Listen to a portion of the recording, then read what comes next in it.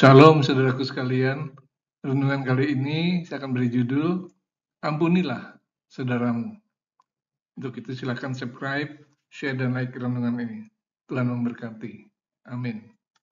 Yesus berkata kepadanya, "Bukan, aku berkata kepadamu, bukan sampai 7 kali, melainkan sampai 70 kali 7 kali."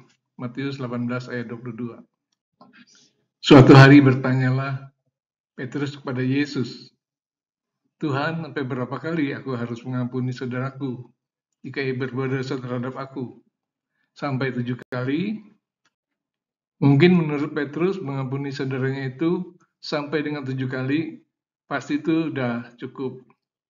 Karena itu Petrus minta pembenaran dari Tuhan. Namun, apa jawab Yesus? Yesus ternyata menjawabnya, "Bukan, aku berkata kepadamu, bukan sampai 7 kali, melainkan sampai 70 kali 7 kali." Petrus pasti kaget. Ternyata Yesus berkata, bukan hanya 7 kali, tetapi 70 kali 7 kali. Bukan main pengampunan yang diajarkan oleh Yesus. Mengapa sampai 70 kali 7 kali? Bukankah itu sama saja dengan mengatakan ampunilah saudaramu tanpa batas? Menurut kita mengampuni 7 kali sudah cukup. Yesus mengisahkan bahwa kerajaan surga seumpama seorang raja yang hendak mengadakan perhitungan dengan hamba-hambanya. Setelah raja mulai mengadakan perhitungan itu, dihadapkanlah kepadanya seorang yang berhutang 10.000 talenta. Berdasarkan kamus Alkitab, itu merupakan jumlah uang yang sangat besar nilainya, yaitu 6.000 dinar. Sedangkan sedinar adalah upah pekerja harian dalam satu hari, Matius 20 ayat 2. Nah, upah buruh harian sehari sekarang kira-kira 50.000 rupiah. Jadi kalau diuangkan saat ini 10.000 kali 6.000 kali 50.000 berjumlah 3 triliun. Ada 3 triliun, bukan main besarnya utang itu. Tetapi karena orang itu tidak mampu melunaskan hutangnya, raja itu memerintahkan supaya ia dijual beserta anak istrinya dan segala miliknya untuk membayar hutangnya. Maka sujudlah hamba itu menyembah dia, katanya, "Sabarlah dulu, segala hutangku akan kulunaskan." Lalu tergeraklah hati raja itu oleh belas kasihan akan hamba itu, sehingga ia membebaskannya dan menghapuskan hutangnya. Tetapi ketika hamba itu keluar, ia bertemu dengan seorang hamba lain yang berhutang 100 dinar kepadanya. Ia menangkap dan mencekik kawannya itu. Katanya, "Bayar hutangmu."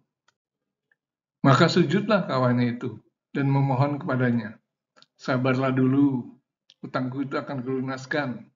Tetapi ia menolak dan menyerahkan kawannya itu ke dalam penjara sampai dilunaskannya hutangnya. Temannya berhutang kepadanya hanya 100 dinar, tetapi dia menagihnya. Tidak ingat dia saat raja sudah membebaskan dirinya dari hutang yang amat besar. Temannya itu sujud kepadanya, memohon agar dia sabar dulu, pasti akan dilunasi. Tapi dia menolaknya dan bahkan membawa ke penjara sampai dia dapat melunasinya. Melihat itu, kawan-kawan yang lain sangat sedih, lalu menyampaikan segala yang terjadi kepada Tuhan mereka.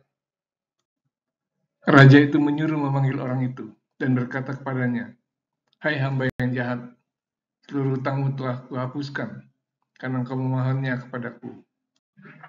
Bukankah engkau pun harus mengasihani kawanmu, seperti aku telah mengasihani engkau?"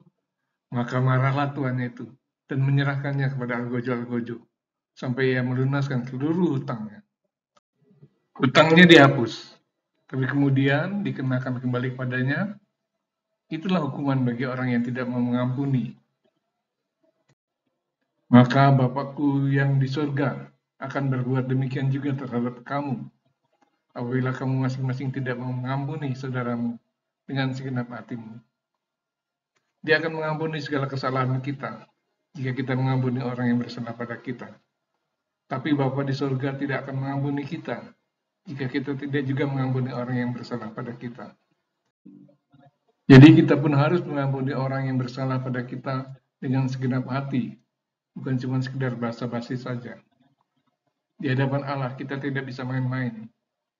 Mungkin pada awalnya sih kuat kedagingan kita akan menolaknya, tapi lama-kelamaan itu bisa kita lakukan. Kita juga harus mendoakan orang itu. Tetapi aku berkata kepadamu, kasihlah musuhmu dan berdoalah bagi mereka yang menganiaya kamu. Matius 5 ayat 44. Semoga kita dikuatkan untuk mengatasi segala kelemahan kita. Kita harus mengalahkan sifat kedagingan kita dengan pertolongan Roh Kudus. Amin.